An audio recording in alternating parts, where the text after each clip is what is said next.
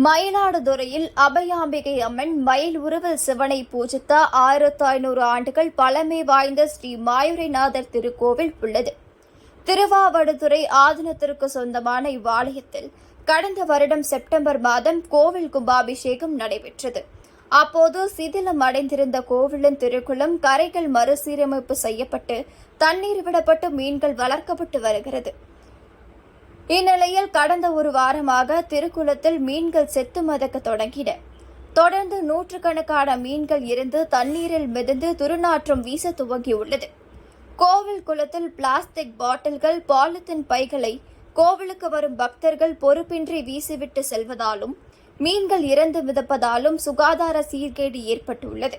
உடனடியாக இறந்த மீன்களையும் பிளாஸ்டிக் கழிவுகளையும் அகற்றி கோவில் திருக்குளத்தை முறையாக பராமரிக்க வேண்டும் என்று பொதுமக்கள் கோரிக்கை விடுத்தனர்.